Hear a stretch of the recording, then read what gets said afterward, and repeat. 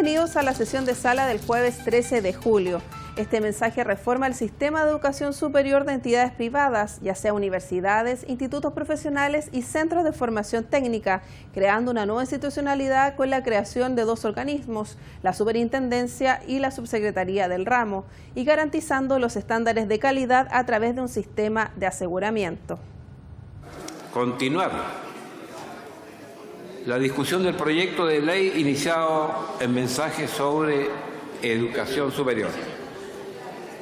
Reitero que este proyecto se votará en particular en la sesión del día lunes, la especial, de 17 a 20 horas. Espero que hayan tomado debida nota y no estar consultando a cada minuto sobre lo que este proyecto en continuación tiene. Se ofrece la palabra al diputado Sergio Gaona. Después la señora Gracias, presidente. Nuevamente el proyecto sobre educación superior. No sé, presidente, si puede pedir orden en la sala para que podamos... Usted comprenderá, diputado Gaona, que la he solicitado el orden ya en más de una oportunidad. Diputado Vallespín, diputada Rubilar, diputado Zafirio, están solicitando orden en la sala, que se escuchen los planteamientos de tan importante discusión. Como decía, reitero el orden en la sala para escuchar al diputado Gaona. Como decía, señor presidente, nuevamente el proyecto sobre educación superior nos convoca en esta sala y tomando en consideración el segundo informe de la Comisión de Educación, en realidad los cambios sustanciales y estructurales que esperábamos no se advierten de modo alguno. El proyecto sigue siendo, a nuestro juicio, fruto de una ideologización que no enfoca los recursos públicos en la fase de la educación que más se requieren y que, en consecuencia, responden a lógicas de presiones más que a de planificaciones de largo plazo. Dicho lo anterior, es preciso hacer hincapié en la desigual posición en la que sigue quedando la educación técnico-profesional. En efecto, señor presidente, tanto los institutos profesionales como los centros de formación técnica siguen siendo el pariente pobre de esta reforma de la educación superior, la que, si bien dedica en su proyecto original exiguos 2 párrafos, estos no son suficientes para generar una seria política pública que impacte realmente en la calidad de la educación de los miles de alumnos que se matriculan en los institutos profesionales y centros de formación técnica. Sabido es que en nuestro país, y según los datos de la SOFOFA, se requieren más de 600.000 técnicos altamente capacitados para hacer frente a los desafíos que la industria nacional necesita para el futuro. Sin embargo, el Gobierno sigue mirando esta reforma a través de los ojos de los grupos de presión. Lo anterior también redunda en que nuevamente los más perjudicados son los alumnos provenientes de las familias más vulnerables de nuestro país. Según datos del propio Ministerio de Educación, el 64% de los alumnos que se matriculan en la educación superior técnico-profesional proviene de un 65% de los quintiles de ingresos más bajos, porcentaje que se ve agravado, quiero decir, considerando que el 71% de aquello constituye la primera generación de estudiantes de su familia. Es por esta razón, señor presidente, que pensamos que el enfoque que se le ha dado a este proyecto sigue siendo insuficiente, que responde a lógicas retrógradas, sin tener siquiera un conocimiento real de dónde destinar los recursos en una fase de la educación que incluso ya está equivocada. Lo anterior, teniendo en consideración que la educación técnico-profesional tiene una gran relevancia tanto en el ámbito del crecimiento económico como en la movilidad social que experimentan los jóvenes que acceden a este tipo de educación, es decir, al mejoramiento de la calidad de vida de familias de escasos recursos y en muchos casos vulnerables. Señor presidente, nuevamente pongo el acento en lo desigual que deja la cancha este proyecto entre la educación universitaria y la técnico-profesional.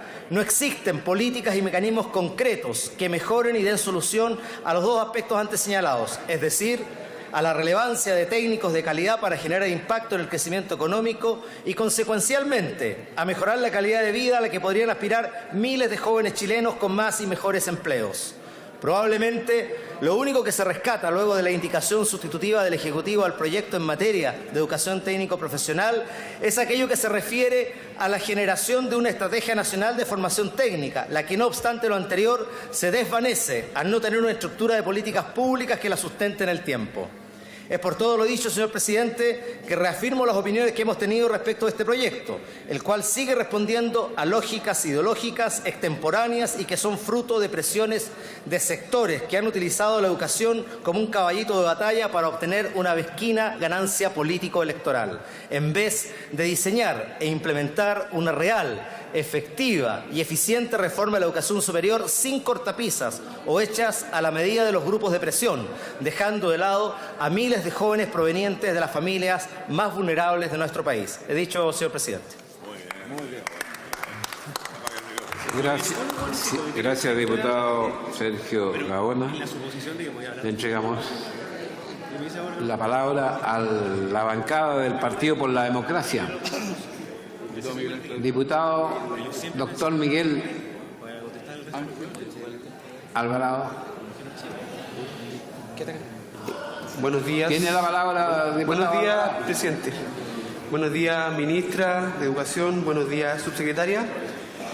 Presidente, lo que está discutiendo este Congreso no es algo fortuito, sino que es la consecuencia de más de una década de discusión, de diálogos, muchas veces no comprendidos.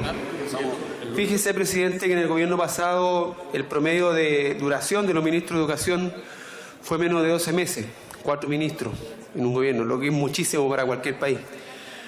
Lo que quiere decir esto que es un tema que está llegando a una etapa de conclusiones donde no cabe duda que había que hacer mejorías sustanciales. Y esto no se trata de un tema ideológico, como se puede mencionar, dado que incluso ni siquiera el más recalcitrante de los candidatos a presidente de la República en este país niega la necesidad urgente de mantener este nuevo modelo de educación que privilegie el conocimiento, la capacidad, el emprendimiento también, la innovación en este país y no endeude a la familia y no deje de lado la discriminación, ¿cierto?, por ingresos económicos. También en algunos debates en esta Cámara se han mezclado los temas y se menciona también al Sename o se mencionan necesidades económicas en otra índole. Por supuesto que son necesarias, pero un país que olvida la inversión en educación, evidentemente que va a tener todo ese tipo de problemas. Cuando no tenemos educación en tema de educación sexual, cuando los hogares son disfuncionales, también tienen estos problemas. Por lo tanto, el contenido de la reforma de educación superior, aprobado ya en las comisiones respectivas, evidentemente que también deja a punto que hay que analizar y que hay que discutir. Pero hay que validar también la creación de una subsecretaría y una superintendencia de educación, una Comisión Nacional de Acreditación. Se nos olvida los escándalos que hubo en materia de esta índole. Las disposiciones generales en cuanto a la subsecretaría de Educación, se reconoce legalmente la provisión mixta de la educación superior, distinguiendo entre institutos de educación superior estatales y los no estatales pertenecientes al Consejo de Rectores de instituciones privadas, además de los subsistemas universitario y técnico profesional. Los modelos de acreditación también tienen que hacerse necesarios. Fíjese, presidente, que en Latinoamérica, nuestro desarrollo e innovación en patente, en tecnología, estamos quedando muy atrasados respecto del mundo. Cuando se plantean que parecería injusto que en las universidades regionales o en otros institutos se exija estos modelos de investigación y desarrollo, bueno, se está planteando más de 15 años prácticamente para tener esta posibilidad en procesos de investigación. Pero nuestro país va a ser un país absolutamente subdesarrollado y demandante de recursos primarios si no somos capaces de generar estas políticas públicas de apoyo a la innovación y el desarrollo. Actualmente las cifras son llamativas y son realmente escalofriantes. Latinoamérica en su conjunto, y Chile no es la excepción, corresponde prácticamente al 10% de un solo país en el desarrollo de patente y tecnología, como le corresponde a Corea del Sur. Esos datos nos dan cuenta del subdesarrollo en educación que estamos teniendo. Por tanto, es importante, fundamental, que estos fenómenos y procesos de desarrollo que sean del nivel adecuado también. Hoy día existe la posibilidad en las regiones, represento la región de Coquimbo, en la creación de un instituto de formación técnica, que se desarrollen políticas adecuadas y vinculadas a lo que es las tecnologías renovables no convencionales y a todo el desarrollo tecnológico que el mundo enfrenta actualmente, si no nos vamos a quedar inevitablemente en el pasado. Se mantiene la acreditación obligatoria de las carreras de pedagogía, eje fundamental en el desarrollo de la nación, y se establece la condición de la acreditación obligatoria en carreras de medicina. En este punto me quisiera detener porque hoy día las carreras no tienen los años de formación clásicos, sino que siguen un desarrollo paulatino. Y no es inusual, ¿cierto?, que con 7 años de estudio muchas veces no sea suficiente. Se dan las carreras de odontología, nutrición, etcétera. Los avances son muy rápidos. Por tanto, también en esta área de los doctorados tiene que existir una acreditación adecuada. Por cierto que hay artículos como el artículo 28º transitorio propuesto por la Comisión de Educación que establece la gradualidad de la implementación de los estándares de calidad para la acreditación institucional, que habría que revisarlo también y votarlo en separado. Como así coincidimos en otros ejes, sobre todo de financiamiento. Se ha hablado también que esto crea prácticamente puede generar un desfalco económico a las arcas de la nación, producto que se va a entregar educación gratuita. Vaya la paradoja, ¿cómo pensamos que va a crecer el país si no invertimos en esto? Y si nos detenemos a pensar y analizar realmente cuáles son las cifras y los impactos que tienen en los deciles, realmente es lo que el problema grave de este país, que es la desigualdad, y la desigualdad expresada en su más brutal forma. Los deciles, el sexto decil, por ejemplo, son realmente ingresos que no alcanzan en familia 165.000 pesos prácticamente per cápita, casi 335.000 para una familia tipo. En eso es lo que se está invirtiendo, en esos talentos, en esa educación. Evidentemente que lo que el país espera, y también ha sido tremendamente responsable en las comisiones, es que los años sucesivos, acorde al crecimiento económico, acorde a la realidad económica del país, vaya aumentando la gratuidad y ojalá alcanzar a todo el universo estudiantil. Es una realidad. Y ahí también se nos viene la situación actual que acontece y el compromiso que muchos profesionales tienen con su país. Ayer, con mucho énfasis, un diputado planteaba y nombraba incluso con nombre y apellido ciertas profesiones que se desvinculan absolutamente del deber ciudadano. Pero ¿con qué cara le vamos a ir a pedir a esos profesionales que están endeudados, que tienen que pagar, y más encima que presten atención gratuita o a un bajo honorario, cuando a ellos les ha costado años de trabajo y solamente con el compromiso familiar? Eso es lo que tiene que cambiar de este país. Tenemos que cambiar y dar una mirada distinta a lo que tiene que ser el compromiso ciudadano. No se puede transformar esta en una sociedad individual donde cada uno, ¿cierto?, tiene que ver por su situación en particular y no una mirada de nación. Una educación moral es lo que tenemos que impulsar, el desarrollo de un juicio moral de la persona, la autonomía, el diálogo, la capacidad de reconocimiento del otro y corresponderla con un momento ciudadano de los individuos. Por otra parte, un acercamiento de la educación como proceso de acompañamiento vital que se vincula con el momento existencial de las personas y, por supuesto, de la sociedad en que ellas conviven. Este juicio moral, autonomía, capacidad de diálogo, reconocimiento del otro, es lo que hemos perdido en más de 3 décadas de un modelo de educación que se basó más bien en un componente individual. Más allá de las disquisiciones individuales de cada artículo en particular, yo quiero rescatar lo trascendente y lo vital que puede significar para el desarrollo del siglo XXI esta reforma educacional. Por supuesto que tenemos que discutir, dialogar, pero esos son ejes secundarios, la matriz fundamental, el cambio, el nacimiento de un nuevo individuo que en estas 4 dimensiones que he mencionado de la personalidad moral se articulen entre sí, y el desarrollo educativo simultáneo puede tener un efecto positivo en la capacidad de los individuos para enfrentar los mayores grados de complejidad y con reflexibilidad que va a tener este siglo XXI. Muchas gracias, presidente, por los minutos. Gracias, diputado Miguel Ángel Alvarado. Tiene la palabra la diputada de la bancada mixto independiente, Alejandra Sepúlveda. Muchas gracias, presidente. Yo quiero agradecer sin duda a la Comisión de Educación la prontitud, pero al mismo tiempo, ¿no es cierto?, la rigurosidad. Igualmente saludar a la ministra, a la subsecretaria que están acá, por el esfuerzo que han hecho por sacar este proyecto de ley, que sin duda es muy importante para el país. Y que de alguna manera, a raíz de varios episodios, fundamentalmente lo que ocurrió con la Universidad del Mar, es algo que teníamos que corregir y buscar lo antes posible, este marco, ¿no es cierto?, legislativo, que era muy importante. Pero sin duda también el cómo poder acelerar lo que tiene que ver con este marco regulatorio y el fortalecimiento de las universidades estatales.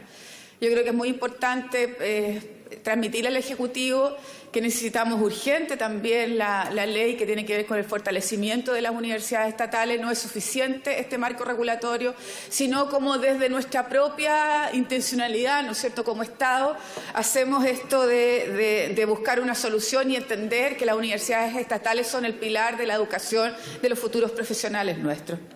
Dicho esto, presidente, hay varias cosas que a mí me preocupan y que tienen que ver fundamentalmente con el artículo 70, donde hemos firmado una indicación a la diputada Girardi y a la diputada Proboste también, para lo que tiene que ver con la prohibición del lucro en las instituciones. Cuando revisamos y en la Comisión Investigadora de la Universidad del Mar, una de las cosas más importantes fue, primero, la definición del lucro, pero al mismo tiempo cómo veíamos, ¿no es cierto?, que ese lucro salía o esos recursos salían de las universidades a estas empresas relacionadas. Incluso definimos 10 tipos de tipología, cómo salían, ¿no es cierto?, esos recursos. Y fundamentalmente se trataba precisamente de estas entidades, ¿no es cierto?, relacionadas.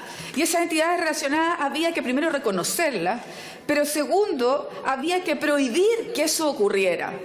Y yo tengo la impresión, ¿no es cierto?, que en el artículo 70 no se refleja o cómo podemos incorporar esta nueva indicación y renovarla aquí en la sala, para que efectivamente estos recursos que deberían reinvertirse, ¿no es cierto?, que deberían incorporarse nuevamente a la universidad, no salgan de la universidad. Y por eso que yo creo que colocando incluso un límite, esto no puede ser, porque nosotros sabemos fehacientemente que esto es lo que va a ocurrir. Aquí, ¿no es cierto?, va a haber un desvío de recursos a estas entidades relacionadas, y yo creo que no corresponden.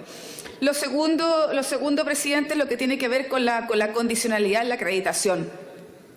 Cuando hicimos las dos comisiones investigadoras de las universidades, presidente, si hay algo que nos complicaba era lo que tenía que ver con la garantía o las condiciones o cuáles eran las características, ¿no es cierto?, para que se le entregara el licenciamiento y posteriormente la acreditación.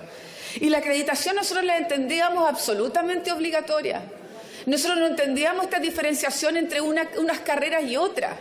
No entendíamos la acreditación que fuera por un periodo de tiempo y que no fuera por los años completos en el cual se da la carrera.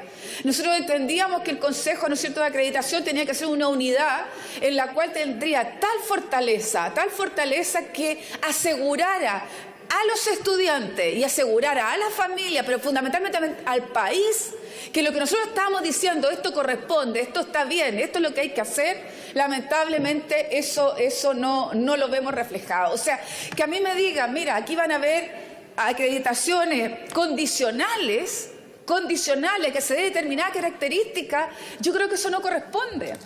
La única vez que yo veo esta condición para que se produzca algo, cuando tú tienes un subsidio habitacional y te dice, mire, si usted hace una cosa de agua potable, yo le voy a entregar el subsidio y una factibilidad condicionada. Pero eso no lo puedo yo asumir en educación, presidente.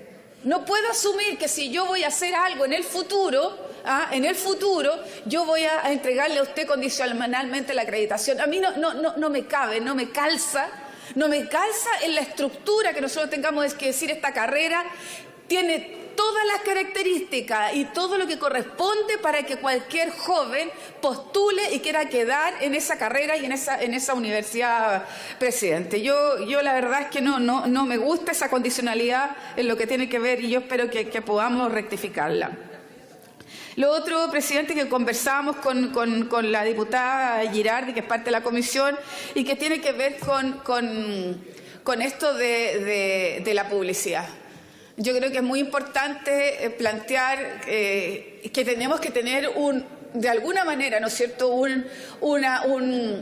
un porcentaje que tenemos que estudiar sobre qué, que puede ser precisamente sobre la matrícula, etcétera, pero tiene que haber una regulación en términos de la publicidad que uno quiera realizar.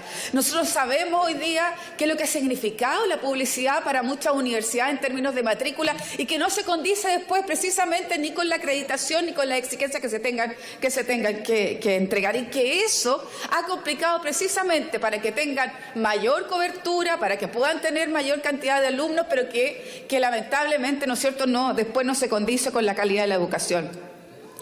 Y, presidente, yo no quiero dejar de mencionar lo que tiene que ver con los aranceles. O sea, es cierto que nosotros vamos a tener una gratuidad que esperamos, ¿no es cierto?, que sea creciente y que sin duda ha sido un tremendo avance en la familia chilena.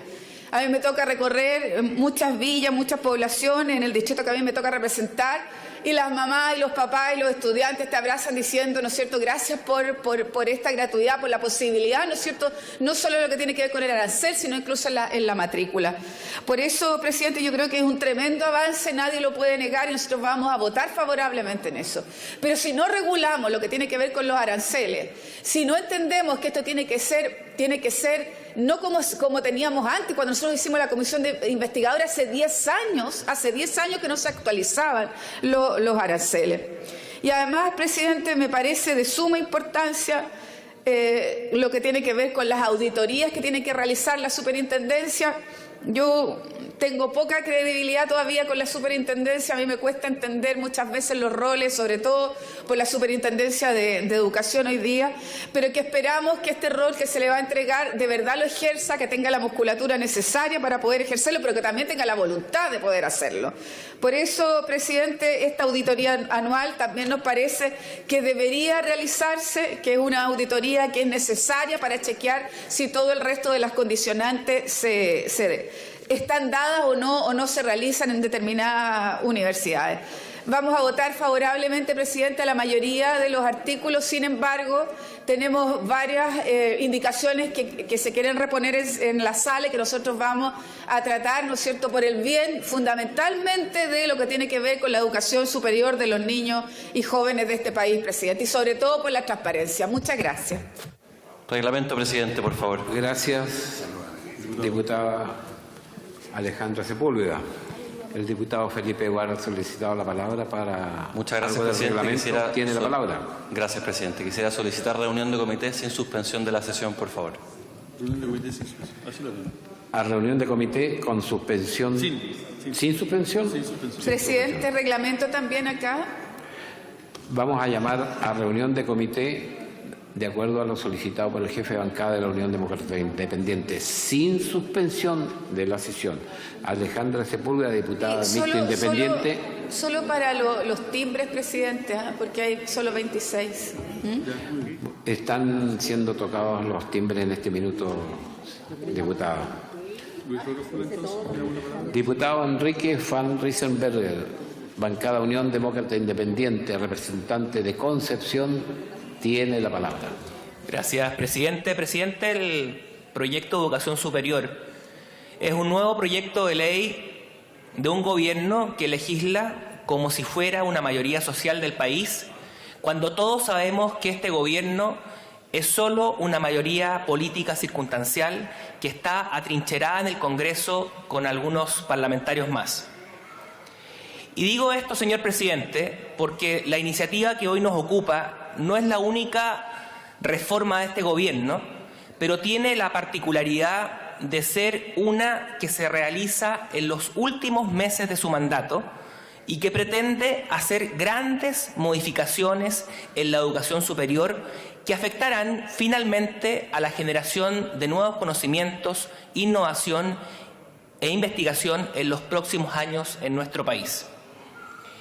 Por eso es que este proyecto no debería ser tratado por el oficialismo como una prueba de lealtades políticas, presionando a los suyos a que se vote en bloque y finalmente no porque sea lo mejor para el país. Tampoco parece razonable, señor presidente, que un gobierno que a estas alturas es objetivamente minoritario, pretenda seguir legislando sobre temas importantes o reformas fundamentales como si fuera una mayoría a la que le quedaran otros 10 años de gobierno. Pero peor aún, señor presidente, tampoco parece apropiado que además este gobierno y este Parlamento comprometan sustantiva e irresponsablemente los nuevos recursos de los futuros gobiernos para satisfacer los utópicos caprichos de un gobierno que se encuentra en las postrimerías de su mandato. Y quiero decir, señor presidente, que no corresponde que este Parlamento deje obligado por ley a los próximos gobiernos a gastarse gran parte de su potencial nuevo presupuesto en la gratuidad universal. Y digo en realidad los próximos gobiernos, porque si el crecimiento económico del país se mantiene en el glorioso nivel de la actual administración, el país se demoraría más de 100 años en lograr la gratuidad universal. Con todo esto, señor presidente, nadie podría aseverar sin duda que este gobierno no piensa en el futuro. El único problema, señor presidente, es que la promesa original de la presidenta eran 6 años para lograr este objetivo. 6 años, no 100. Y al parecer aquí nuevamente hubo un pequeño error de cálculo. Y como todos sabemos, señor presidente, que el gobierno de Bachelet se caracteriza por sus pequeños errores de cálculo, yo, señor presidente, no quiero ser cómplice de un error de esta magnitud, ni de que una reforma tan importante y tan relevante para el futuro de Chile como esta se haga nuevamente a la carrera, improvisadamente y con el expediente de la retroexcavadora. He dicho, señor presidente. Gracias, diputado Enrique Paciencia-Berger. Vamos a hacer un alto en la discusión, pero un alto muy especial para saludar a Antonia Espejo, quien se encuentra en nuestra tribuna y cuenta, por supuesto, con el agrado de esta mesa y de la Cámara de Diputados de Chile por haber venido a vernos, a escucharnos y también tener la suerte de tener un padre tan especial como el que tengo a mi derecha, que es el diputado Sergio Espejo. Gracias, Antonia, por estar con nosotros.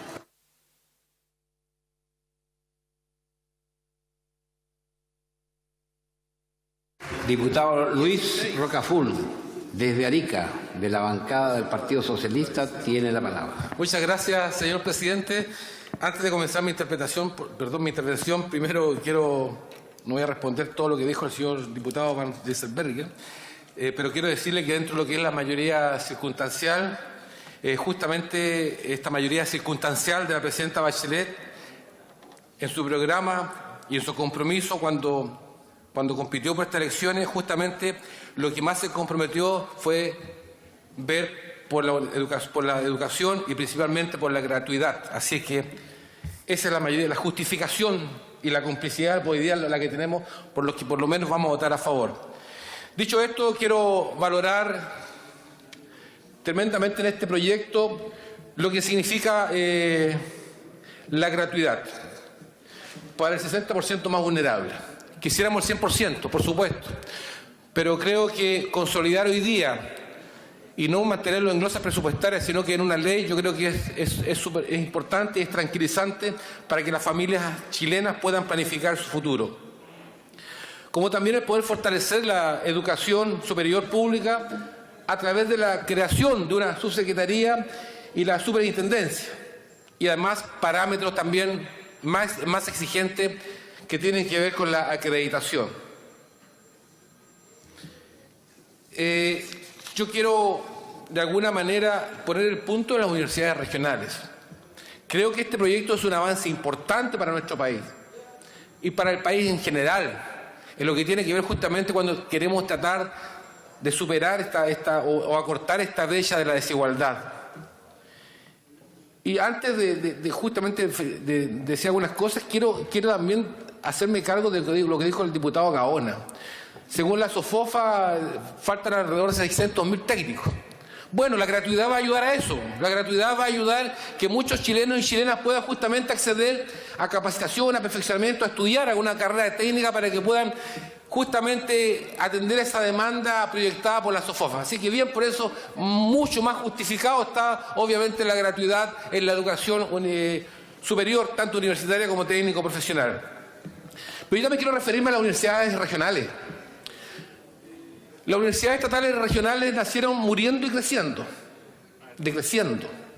En sus primeros 8 años de vida, estas entidades han bien reducido sus aportes fiscales directos en un 50%, lo que supone que fueron quedadas sin financiamiento en sus primeros años de vida. El retorno a la democracia ha mejorado las cosas, pero en una lógica de competencia, en una lógica de mercado. Las universidades han crecido al ritmo del mercado, pero no ha crecido la equidad, ni se han fortalecido las regiones. Y existe un sistema en que los alumnos se captan en el mercado. Los proyectos de investigación se compiten en CONICYT y los recursos regionales quedan a la discreción e inteligencia de las autoridades locales. Un sistema diseñado de este modo, por supuesto, que tiene grandes falencias. Las universidades regionales se han desarrollado muchísimo menos que las entidades de la región metropolitana. Las 3 universidades más relevantes siguen siendo las mismas, porque la competencia replica las diferencias de origen. Hay excepciones, pero ninguna de esas se acerca a las entidades más importantes. El ingreso al sistema discrimina por origen social y económico, y peor aún, por región de origen. Un niño nacido en Putre, por si alguien no lo conoce, la comuna de Putre pertenece a la provincia de Parinacota y eso pertenece a la región de Arica y Parinacota, justamente donde comienza Chile. Un niño nacido en Putre con igual talento de inicio que un niño nacido en la Cota 1000 no tiene las mismas oportunidades de acceder a una universidad de élite. Luego no tiene las oportunidades de empleo. Es decir, si me dices dónde naces, te diré qué estudiarás y dónde, en qué trabajarás y cuál será tu renta y qué puedes esperar en la vida. Por otra parte, el 80% de la investigación está concentrado en unas pocas universidades y las entidades regionales no tienen un rol determinante, puesto que la posibilidad de ganar recursos vía Fondesit o Fondesit son escasas justamente por sus debilidades de origen. Gracias, diputado Núñez. Por lo tanto, hoy día es importante apoyar a las universidades del Estado, porque es el pilar fundamental para el desarrollo de un país. El no poder tener control de las universidades estatales es un país que prácticamente va a caminar ciego. Obviamente también darle mayor flexibilidad a los gobiernos corporativos, pero eso no basta. Yo creo que este proyecto, y en un comienzo lo he dicho porque es importante, pero también quiero llamar la atención, señor presidente, del Estado de Chile principalmente, de todos y de todas, que un país tiene desarrollo también entregando a las regiones equidad, no por igual, porque igualdad no es sinónimo de equidad, sino que también preocupándose de las universidades regionales, quienes hoy día se ven empobrecidas y no tienen los accesos que tienen grandes universidades. Siempre hay una amenaza y siempre se tiene que competir con grandes monstruos en la educación universitaria. Y le pongo un ejemplo, presidente, lo que puede suceder con las universidades. Puede ocurrir lo mismo que en salud. Los médicos van al centro del país porque hay mejores rentas, hay mejores capacitaciones. En los profesionales que trabajan o están a disposición para trabajar en una universidad pasa lo mismo. Es decir, una persona que tiene magíster o tiene doctorado más le interesa y tiene mejores ventajas, por supuesto, económicas, desarrollarse en la capital que en una región.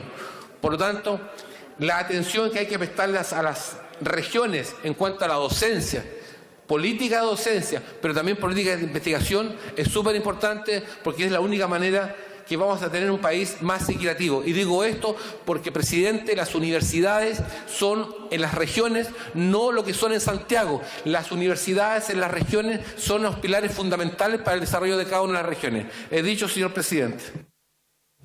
Gracias, diputado Luis Rocaful. interesante intervención, sin lugar a duda. Siguiendo con la discusión del proyecto de educación superior, le ofrecemos la palabra al representante de la bancada de la Democracia Cristiana y desde Punta Arenas, Juan Morano. Tiene la palabra, diputado. Muchas gracias, señor presidente. Quiso el azar que habláramos a continuación de Arica a Magallanes y refleja una realidad muy especial de zonas extremas, aisladas, remotas, con baja población, en que los parámetros normales que usa el país para destinar sus recursos a la educación superior no nos sirven. No van a llegar jóvenes de Puerto Montt a estudiar Arica, no van a llegar jóvenes de Santiago a estudiar Arica. Probablemente pase lo mismo que en Punta Arenas. Son nuestros alumnos, nuestros jóvenes nacidos y criados en nuestras respectivas regiones. Es muy caro trasladarse a estudiar a Arica, es muy caro trasladarse a estudiar a Magallanes. Por lo tanto, tal como el país decidió tener un plan especial de desarrollo de zonas extremas para Arica, para Magallanes, para Aysén, el Ministerio de Educación debiera tener un plan especial para financiar las universidades de los extremos del país, particularmente de Aysén, donde la universidad está naciendo. Fíjese que la Universidad de Magallanes, mi universidad, recibe 0,9% de financiamiento a través del AFD, cuando la media nacional, CRUSH, es 3,9%. 3 puntos menos en promedio recibe la Universidad de Magallanes para hacer lo mismo y más que hacen el resto de las universidades del país. Y digo lo mismo y más porque el plan especial de zonas extremas le dijo a la Universidad de Magallanes: señores, ustedes tienen que ponerse en sintonía con lo que ha decidido el país en cuanto al desarrollo de su región. Y le encargó una multiplicidad de tareas que van desde el Centro Subantártico en la provincia de Cabo de Hornos al Centro Antártico Internacional en Punta Arenas o al Centro Asistencial Docente de Investigación CADI en Magallanes. ¿Cómo hacemos esto? Con la misma plata y menos plata que se entrega al resto del sistema universitario. Señora ministra, usted está aquí hoy día escuchando esta intervención. Le pedimos una especial atención para los fondos que necesita de aporte basal de libre disposición la Universidad de Magallanes. Ministra, sin duda que este proyecto es un gran avance, pero si este proyecto nos lleva aparejados recursos suficientes, será un poco más de lo mismo. Ministra, cuente con nuestro voto para este proyecto y esta iniciativa, pero hacemos este llamado desde Magallanes por más y mejor financiamiento para nuestra universidad. Muchas gracias, señor presidente. Gracias, diputado Juan Morano. Ofrecemos la palabra a una representante de la bancada demócrata cristiana también, la diputada del norte de Chile, diputada Yasna Proboste.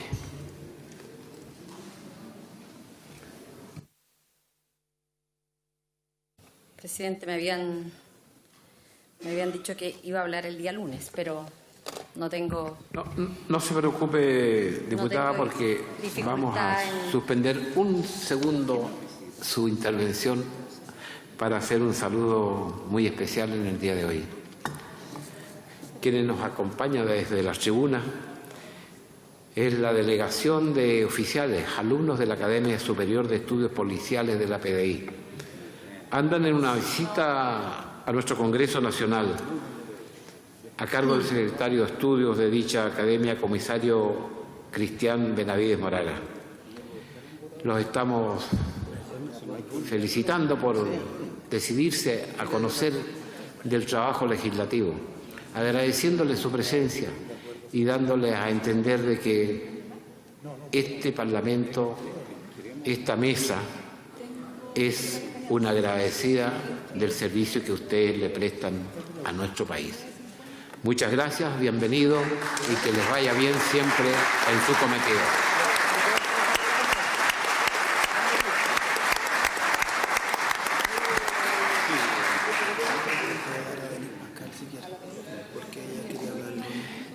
Diputada Denise Pascal,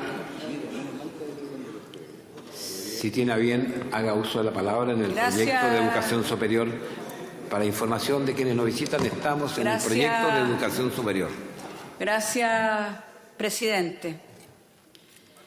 Gratuidad en la educación, un derecho social universal. Esa es la mirada que tenemos que tener con respecto a la educación superior y a la reforma que está llevando nuestro gobierno de Michelle Bachelet. Este proyecto de ley de educación superior, como hemos venido discutiendo en estos días, se elabora y presenta como respuesta a las demandas de la sociedad, especialmente de los estudiantes en nuestro país. Nuestro gobierno en su programa plantea la reforma educacional integral. Estamos cumpliendo con esa demanda y ese compromiso que hicimos cuando votamos por nuestro gobierno y cuando nos comprometimos a que este país tenía que tener una educación distinta. La regularización del sistema de educación en general y en especial educación superior no es un voluntarismo o solo responder a demandas. Es una mirada distinta de lo que significa la educación. Cuando escuchamos a algunos de nuestros colegas, diputados, especialmente de las bancadas de oposición del gobierno, que hablan de gasto del Estado en educación, me confirma que tenemos una visión de desarrollo totalmente distinta. Sé que no la vamos a hacer cambiar porque son ideologías distintas. Una sociedad individualista y de una economía de consumo y un chorreo es lo que no queremos y es lo que hemos visto hasta este momento.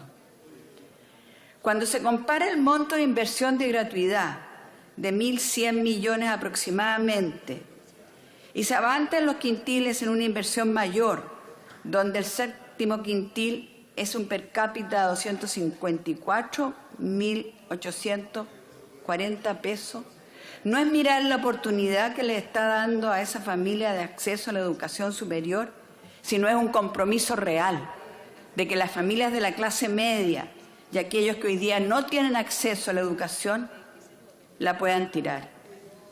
Cuando miramos la educación como un bien de consumo, miramos a los ciudadanos como consumidores, cuando en realidad deberíamos de hablar de un derecho social universal que debe estar garantizado por el Estado.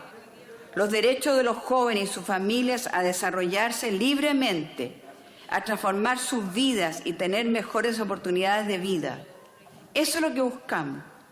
Porque en un país donde la salud cuesta cara, donde la educación se paga a un alto costo, tener un título universitario o técnico profesional se ha transformado en una especie de premio gordo del loto, de la oportunidad para salir de la pobreza y pasar a la clase media. Educarse en Chile hace la diferencia entre un futuro con oportunidades y una sentencia de limitaciones y pobreza. Cuando se habla de gastar en el Sename o en educación superior, es claro que hay una visión miope, corta de vista a lo menos, sin dejar de lado lo que sucede en el Sename, pero tampoco usarlo como caballito de batalla para defender una ideología. Invertir en educación no es un gasto, es sembrar en los jóvenes de Chile, en su futuro y sus familias. Es una sociedad más justa y con más oportunidades. Es garantizar que un papá o una mamá no tendrá que elegir entre sus 2 o 3 hijos para ver quién puede ir a estudiar una carrera a la universidad o al instituto profesional y quiénes se van a quedar en la casa para ingresar al trabajo o incluso esperando tener una oportunidad distinta. Invertir en educación desde la primera infancia, como lo ha llevado a cabo nuestro gobierno de Michelle Bachelet, con la creación de 70.000 nuevos cupos, 800 nuevos jardines y 4.000 salas cunas, es evitar que más niños y niñas vayan al Sename por falta de oportunidades. Invertir en educación es atacar en parte el origen de la desigualdad y la falta de oportunidad en nuestro país. Y por eso que nuestro gobierno, que entiende la educación como un derecho y no como un bien de consumo, como muchos lo han considerado en este país, se empeña a aprobar este proyecto, en romper con la visión economicista que heredamos de los Chicago Boys y destinar el máximo posible de inversión para llegar cada año a un mayor número de jóvenes y familias chilenas. Porque qué duda cabe que estudiar una carrera, obtener un título profesional, tiene un efecto multiplicador positivo que impacta en el núcleo de las familias y en la sociedad en su conjunto en el desarrollo de nuestro país. La cultura es parte de ello, es parte de la educación y el futuro de Chile. Cuando se habla de defender la vida, como lo dicen muchos y hacen todos los días anuncio de ello, debemos mirar la gratuidad como impacto en la demografía. La clase media, las familias que recién inician su camino de vida, piensan 10 veces antes de tener una familia con varios hijos, y una reflexión es el costo de los estudios. ¿Qué hago yo si tengo más de 2 hijos en el futuro para poder educarlos? ¿Qué hago yo si tengo una familia como quisiera, amplia, grande, si realmente económicamente no los voy a poder mantener en la educación? Por lo tanto, cuando hablamos de gratuidad, hablamos también de vida, hablamos de desarrollo, hablamos de integridad, de oportunidades a esas familias que están mirando cómo crecer y su futuro. ¿A cuántos hijos o hijas podré educar? Es una pregunta que uno constantemente está escuchando en su distrito. Es un interrogante que hoy está abierta y que agobia a muchos padres y madres, y que el gobierno intenta despejar, asegurándoles a esos padres y madres que sus hijos podrán estudiar, porque es un derecho, es un deber del Estado entregar la educación gratuita y permitir que los padres puedan elegir dónde poner a sus hijos. Esa es la mirada que tenemos que tener, y no esa mirada, como dije anteriormente, miope y corta. Sé que no vamos a transformar a aquellos que piensan distinto, pero podemos decir que queremos un Chile más justo, con más oportunidades, donde la educación esté garantizada por el Estado, que los padres puedan educar y escoger dónde educar a sus hijos, y el dinero deje de ser el factor gravitante en la vida de los chilenos y chilenas de esfuerzo, donde las oportunidades estén abiertas para todos y todas, desde la cuna, donde deje de haber chilenos de primera y segunda categoría. Por último, señor presidente, decir que volvamos a ser ciudadanos y dejemos de ser consumidores, donde la educación deje de ser un bien que se transa en el mercado y pase a ser un derecho social universal, donde la educación sea la herramienta clave del futuro de nuestro país, y esa solo será en la medida que seamos capaces de tener de Arica a Punta Arenas las posibilidades de acceder a una educación de calidad, gratuita e igualitaria para todos los chilenos. He dicho, señor presidente. Gracias, diputada Denise Pascal, por vuestra interesante y hoy día, por no decirlo, la penúltima intervención, porque le vamos a ceder la palabra a la bancada de la Unión Demócrata Independiente, a quien representa Coyhaique, el diputado David Sandoval. Muchas gracias, presidente. Por su intermedio, saludar a la señora ministra que nos acompaña el día de hoy. Sin duda, en un tema que no me cabe duda alguna, que nadie pudiera abstraerse de la urgencia y de la necesidad de mejorar nuestro sistema educacional en nuestro país. Para quien hemos sido alcalde durante muchos años y conocimos el proceso de gestión desde los ámbitos más básicos, me tocó implementar hace muchos años atrás la modalidad de vía transferencias de fondos, los famosos BTF de los jardines infantiles, que nos permitió ante la ausencia de programas desde el ámbito central, muchos municipios tuvimos que asumir la tarea de mejorar también cobertura en el ámbito de la educación preescolar. Y construí uno de los primeros de los 5 jardines infantiles vía ETF que se hizo en Chile, el Jardín Mibáquer en la comuna de Cochrane, en la región de Aysén. Posteriormente, trasladado hacia la comuna de Coyhaique, me correspondió también implementar otras 3 modalidades de 3 grandes jardines infantiles financiados, incluso algunos de ellos con recursos absolutamente municipales, entendiendo que la educación, desde la fase inicial, el mejoramiento de las condiciones de la cobertura, desde la fase inicial más temprana de los niños, está demostrado por todos los estudios, por todas las instancias, que es una de las mejores acciones que se puedan realizar para nivelar y para mejorar las condiciones de acceso al futuro, de mejores condiciones de vida, a través de esa instancia de formación y de mejoramiento de la educación inicial. La enseñanza básica y la enseñanza media, que en los últimos años hemos visto cómo, a través de una gestión inadecuada, a lo mejor de gestión de diseño de un modelo de administración de la educación municipal, por diversas razones han venido los municipios perdiendo sistemáticamente sus coberturas, revertido afortunadamente en el último tiempo, pero precisamente allí también con enormes déficits en materia de lo que significa la verdadera calidad. La calidad de la educación, desgraciadamente, no se adquiere ni se obtiene por un simple decreto, por una simple ley. Requiere una transformación profunda que base parte en realidad desde la familia, desde cómo somos capaces de construir igualdad de oportunidades a familias que obviamente privadas de sus condiciones básicas de vida tienen a sus niños, a sus hijos en condiciones de precariedad, de alimentación, de condiciones de calidad de vida, que obviamente lleva esa carga social, esa carga psicológica a los establecimientos educacionales. Y se produce esa gran diferenciación de que algunos acceden a altos niveles de formación, de calidad de educación, y otros simplemente tenemos que arrastrar precisamente a quienes atendemos a los niños más vulnerables de nuestro país a condiciones de calidad de educación que no les permite saldar con efectividad el salto de mejorar a través de ello sus condiciones de vida.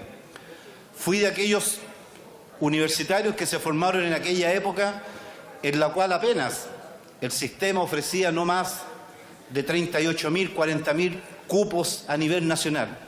¿Y quiénes accedían a esos cupos? Expresiones que aquí se han realizado con añoranza, incluso a veces hasta con dolor, de recordar aquella educación de aquellos años donde desafortunadamente solamente servía y atendía a los más privilegiados de nuestro país. No eran precisamente aquellos niños jóvenes que nacían y que se desarrollaban en su sistema educacional en nuestros colegios municipales o fiscales o públicos en aquella época, sino que precisamente los que accedían a ese privilegio de esa formación universitaria que tanto aquí se añora, solamente algunos contados con la mano. 40.000 cupos, 40.000 jóvenes era la posibilidad que teníamos en aquel entonces de poder acceder a una educación superior y a través de ello optar también al legítimo derecho de cualquier familia, de cualquier persona, de optar a mejores condiciones de vida. Hoy día, a pesar de todos los defectos, y no estamos exentos de reconocer mucho de ello, como aquí lo han expresado diputados de nuestra bancada que me han antecedido, especialistas en el área de la educación, como Jaime Belolio, entre otros, quienes han manifestado precisamente este mismo punto, señalando la urgencia y la necesidad que tenemos de que, independiente de las condiciones en las cuales se desarrolló, independiente de las condiciones que obviamente habrá que corregir y del cual todos estábamos absolutamente de acuerdo, ha permitido hoy día contar ni más ni menos con más de 1.200.000 alumnos en la educación superior. Y me refiero a esta en CFT, en IP y en universidades de diferentes caracteres. Qué distinto a lo mejor hubiese sido si en aquel entonces no se haya implementado medidas que hubiesen permitido, con todas las dificultades que eso haya significado, con todas las dificultades que ello haya implicado para la familia y para los jóvenes. Imagínense para quienes tenemos que vivir de regiones y tenemos que, además de esos gastos, agregar también lo que significa tener que mandar a nuestros hijos a otras regiones, a otras ciudades. De eso pareciera ser que nadie se hace cargo. Con todas esas dificultades, hoy día más de 1.200.000 alumnos están insertos en el sistema de la educación superior. Sin duda que habrá que corregirlo. y estamos absolutamente de acuerdo en que aquel joven que teniendo los méritos, teniendo las condiciones para estudiar la educación superior y no contando con los recursos en la familia, tiene la obligación el Estado, y estamos absolutamente de acuerdo en ello, tiene el Estado la obligación de concurrir con los apoyos necesarios para lograr que ese joven, no por un recurso, no por tener plata, no pueda acceder a una formación de educación superior. Esa es una obligación del Estado y estamos absolutamente de acuerdo. Pero en un país con tantas carencias, la diputada Denise Pascal hacía referencia al Sename. Nosotros no nos quedamos en esa pequeñez. Las necesidades en materia financiera, en materia económica de un país tan dramático. Mire, hoy día salía en la prensa por actores políticos de la propia nueva mayoría y señalaba que si el país no crecía a más del 2% en los próximos años, iba a haber un tema de ingobernabilidad. No lo decíamos nosotros. Me lo comentaba mi diputado amigo Arturo Esquella recién. Recién me señalaba, mira David, acaba de salir esta nota en la prensa nacional. La nueva mayoría, parlamentarios de la nueva mayoría, señalaban que si Chile no crecía el 2% en los próximos años, iba a haber un problema de gobernabilidad. ¿Verdad, Arturo? Sí. Había un problema de gobernabilidad. Y resulta que hoy día este gobierno nos tiene creciendo a tasas de menos del 1,3%. Y la esperanza o el compromiso asumido por la presidenta en su programa de gobierno, como bien lo señalaba el diputado Jaime Belolio, señalaba que esta promesa de los próximos 6 años, gratuidad universal, no se va a adquirir en los próximos 6 años. Se va a requerir 70 años más para hacer efectiva esa promesa de campaña. Muchos habrán creído en esa promesa. Nosotros estamos absolutamente de acuerdo que aquel joven que teniendo los méritos, teniendo las condiciones y la familia no teniendo los recursos, el Estado debe concurrir con todos los medios que sean necesarios para que ese joven y el sueño de esa familia accedan a la educación superior, tal cual como creo que debemos ser resguardantes y garantes para que eso así sea.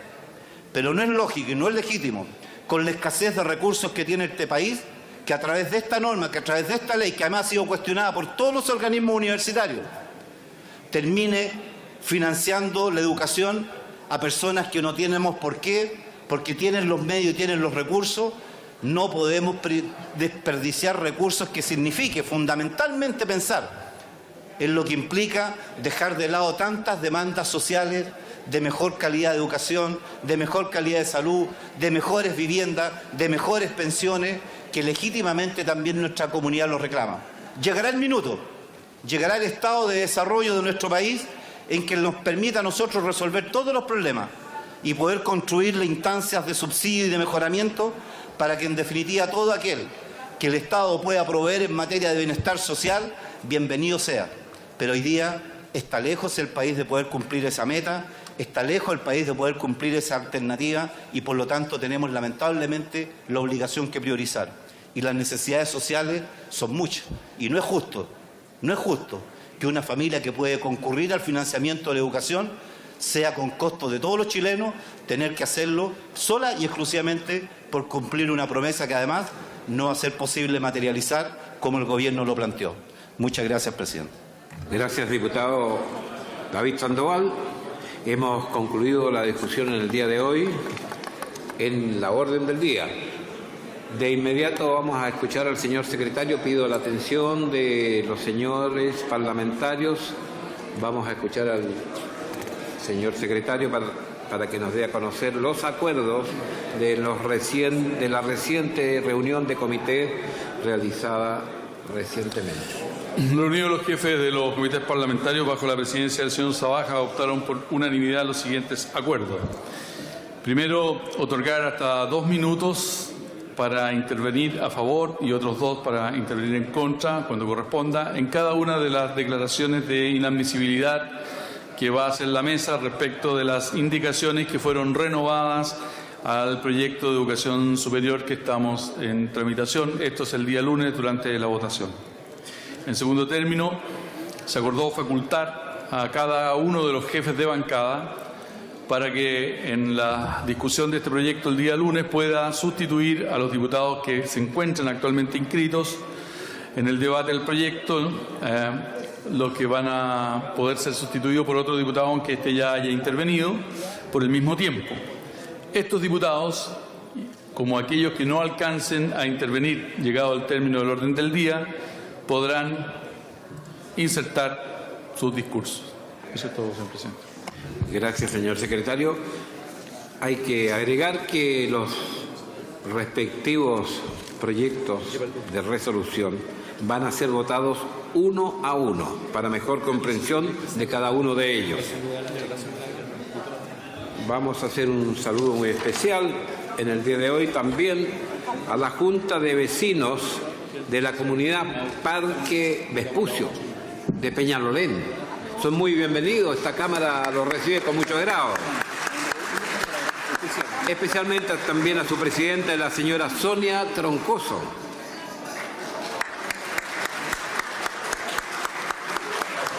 Están invitados por quienes ustedes están tomando debida nota, que se encuentra a mi costado izquierdo, el diputado Jaime Piloski.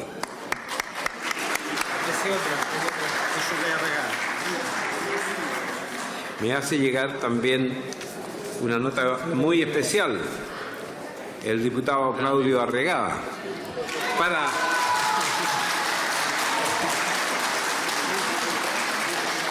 Hay muchos hinchas del diputado Claudio Arregada en todas partes. Por eso me ha solicitado. Se encuentra a mi izquierda, ¿no? Sí. Puede sentarse en la mesa para que escuche su saludo. Que es a la delegación del Centro de Madres Villa La Serena, de la comuna de La Granja. Están acompañados por su presidenta, la señora María González Pardo. Gracias. Para que les voy a reiterar el aplauso a nuestro diputado Claudio Arregada, que hizo este agrado. El grupo mío también, que te he dicho. Ven para acá. Ese es el mío. Están arriba a la derecha. Aquí hay una situación de agrado muy, muy especial, porque nos visita también el grupo de cheerleaders de la comuna de Pudahuel, que obtuvieron, escúchenme bien por favor, el primer lugar en la categoría hip hop en la International Championship de Orlando. Están presentes en nuestra tribuna. Es un gran logro.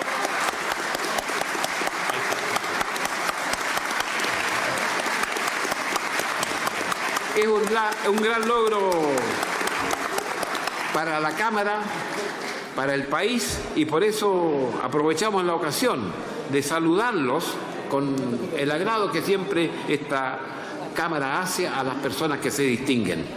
Lo encabeza el grupo la profesora Giselle Hewitt.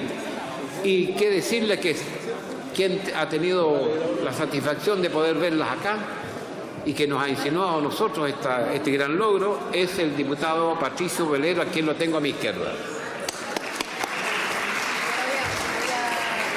Muchas gracias. Entrando en el tiempo de acuerdos y resoluciones, y por acuerdo de los comités parlamentarios adoptados el martes, corresponde tratar sobre tabla y sin discusión la resolución 950, en virtud de la cual se solicita a su excelencia la presidenta de la República la adopción de diversas medidas en relación al Sename y respecto de los niños, niñas, adolescentes y menores carentes de cuidado parental. El señor prosecretario, don Luis Rojas, dará lectura a su parte dispositiva. Gracias, señor presidente. La propuesta de resolución número 950 es firmada por el diputado señor René Zafirio, la diputada Alejandra Sepúlveda, la señora Cristina Guidardi, don Giorgio Jackson, don Gabriel Boric, don Vlado Mirosevic, la diputada Carla Rubilar y don Rodrigo González, que en su parte dispositiva se solicita a su excelencia la presidenta de la República, en resumen, lo siguiente: que se estudie un mecanismo de reparación de las víctimas por la violación sistemática de los derechos humanos en instalaciones del Sename. 2. Se reestructure prontamente la institucionalidad del Sename y el sistema de financiamiento que hoy existe, implementando las medidas que se señalan en el punto 8 de la fundamentación de este proyecto. 3. se reconozca a nombre del Estado esta negligencia sostenida contra las niñas, niños y adolescentes y la responsabilidad política de todas las autoridades, directores del organismo y ministros y ministras de Justicia desde su creación. 4. Se perfeccionen y se pongan plazos reales para la aprobación de los proyectos que protegen los derechos de la infancia en tramitación hoy en el Congreso, a saber, el proyecto que crea la Subsecretaría de la Niñez, boletín 10-314-06, el proyecto de reforma constitucional que establece la Defensoría de la Infancia, el boletín 8489-07, el proyecto que suprime el Servicio Nacional de Menores creando 2 nuevos servicios de atención a la infancia y a la adolescencia, 8487-07 su boletín, el proyecto de ley que establece el Servicio Nacional de Protección Especializada de Niños y Niñas, boletín 11176-07, el que establece el Sistema de Garantía de los Derechos de la Niñez, boletín 10-315-18, y el que establece una reforma integral al sistema de adopción, boletín 9119-18. Y finalmente, número 5, se otorgue carácter urgente para 2018 un presupuesto prioritario al Servicio Nacional de Menores y a todos los programas que aborden la materia, cualquiera sea el ministerio que los administre. Los acuerdos de comité dados a conocer en su oportunidad en la sala y por los jefes de bancada, sus respectivas bancadas, es votarlos uno a uno una vez leídos los referidos proyectos. En votación, el primer proyecto recientemente leído. En votación.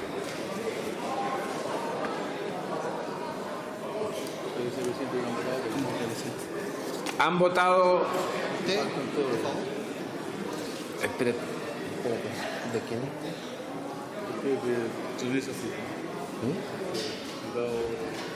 ¿De quién? ¿De quién? ¿De quién? René Zafiro. ¿Tú como también? Ya.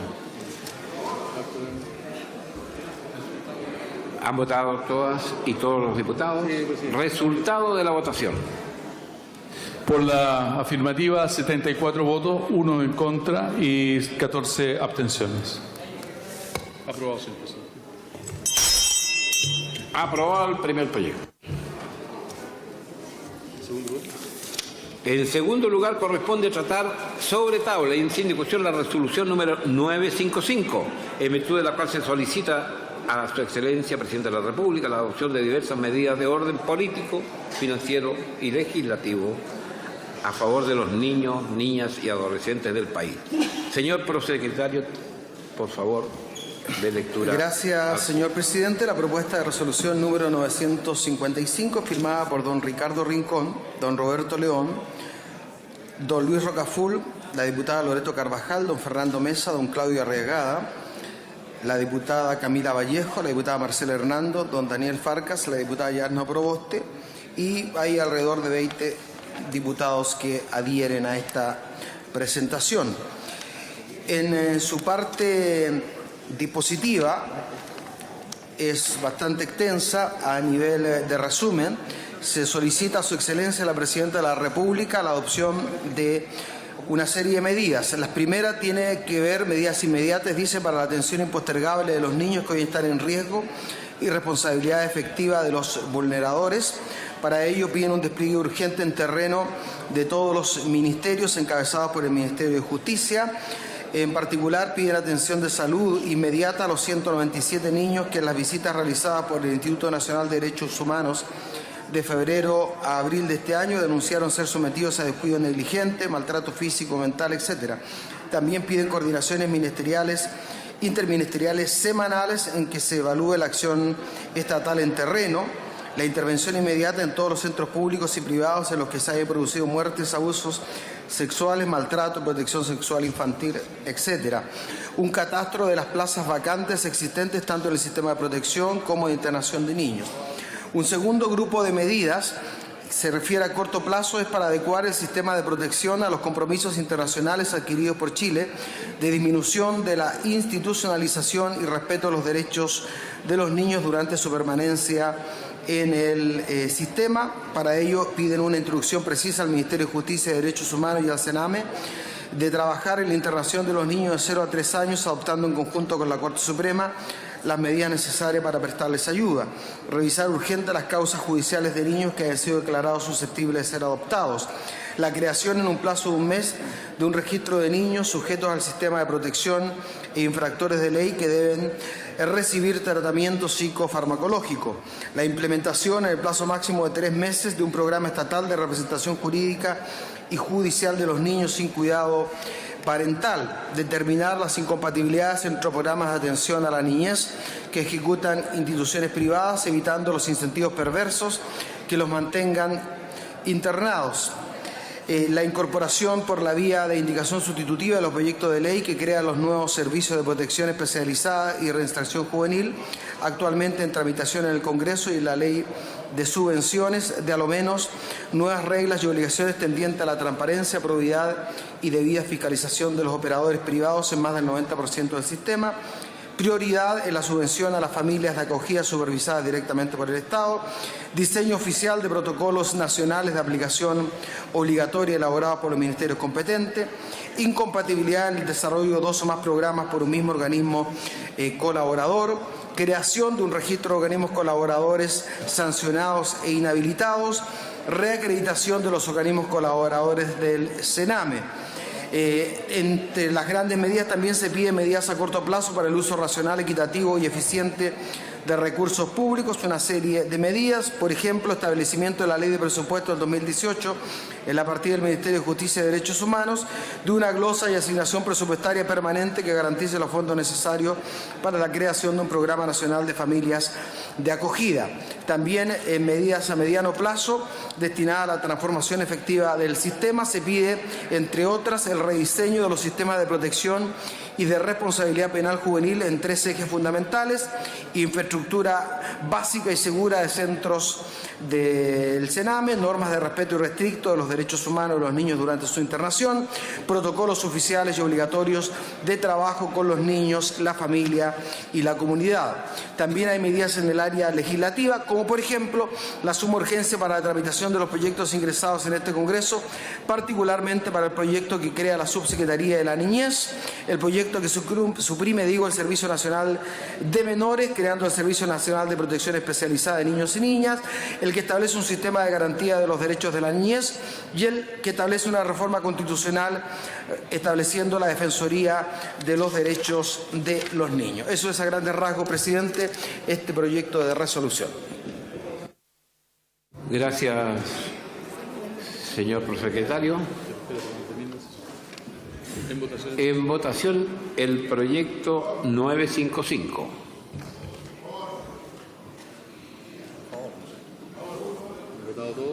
Han votado todas y todos los señores parlamentarios.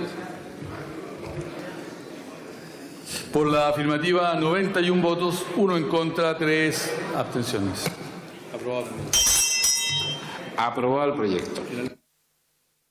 Y finalmente corresponde tratar sobre tabla sin discusión la resolución 956, en virtud de la cual se solicita a su excelencia lo anteriormente expresado por los otros mismos tenores de los acuerdos de resolución. El señor secretario tiene la palabra para dar lectura a la resolución. El proyecto de resolución es el número 56, viene suscrito en el número 1, por el diputado Felipe Ward, por don Leopoldo Pérez, don Jorge Rackbe, la diputada Andrea Molinas, el diputado Nicolás Monkever, la diputada Marisol Turres, la diputada Marcela Sabat, el honorable diputado señor Diego Pausen, don Felipe de Musí y don Ignacio Urrutia. Y en su parte dispositiva establecen una serie de medidas que se solicita aplicar a su excelencia la Presidenta de la República. En primer lugar, dice acoger el llamado de un acuerdo nacional amplio, profundo y duradero para mejorar el trato que le hemos dado durante largos años a nuestros niños, niñas y adolescentes. En segundo lugar, impulsar la formación de una instancia nacional por el nuevo trato con los niños, niñas y adolescentes, donde participen representantes de todos los sectores políticos del Congreso Nacional, el Gobierno y el Poder Judicial. En tercer lugar, que en ejercicio de sus potestades constitucionales y legales tenga bien acoger la siguiente propuesta de reformas legales: disponer la discusión legislativa prioritaria del proyecto de ley que suprime el actual Servicio Nacional de Menores, creando 2 nuevos servicios, al proyecto de ley que establece una reforma integral al sistema de adopción en Chile, que es el 9119-18, el que crea un sistema de garantías de la niñez, el que establece la Defensoría de los Derechos de los Niños. También recoger la propuesta de creación del Ministerio de Familia y Desarrollo Social y la Subsecretaría de Familia e Infancia. La creación de un sistema de alerta temprana por medio del fortalecimiento de Chile Crece Contigo para detectar y corregir a tiempo las posibles vulneraciones, en particular las asociadas a la deserción escolar. Mejorar sustancialmente el sistema residencial, incluyendo un significativo aumento en la subvención base en un monto y plazo a determinar en conjunto con los organismos técnicos. Rediseñar la oferta programática ambulatoria con el fin de asegurar su calidad y pertinencia.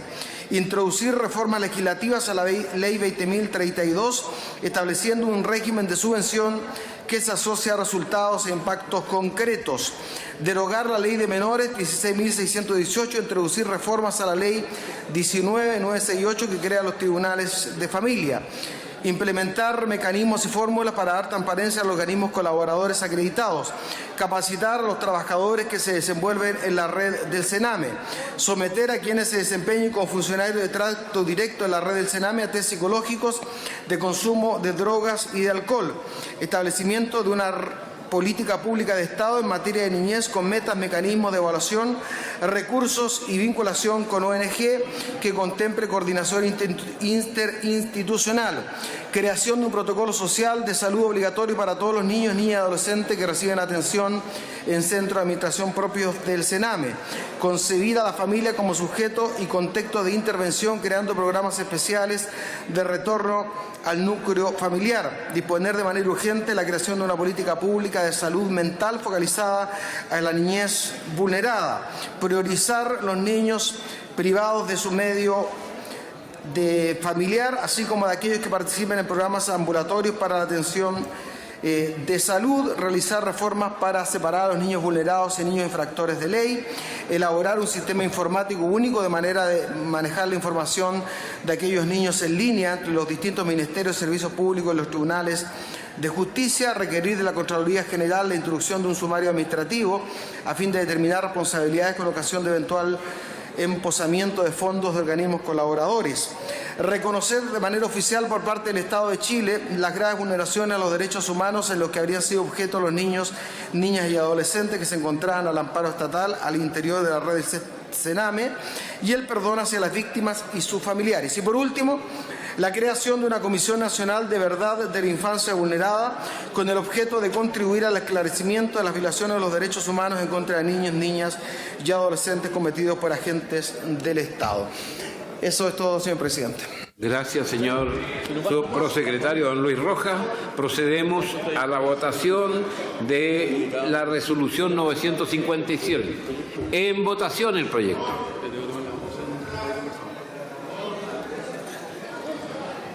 En votación. ¿Han votado todas y todos los señores parlamentarios? Resultado de la votación. Por la afirmativa, 50 votos, 13 en contra, 25 abstenciones. Aprobado también. Aprobado el proyecto. Saluda a la Jenny también.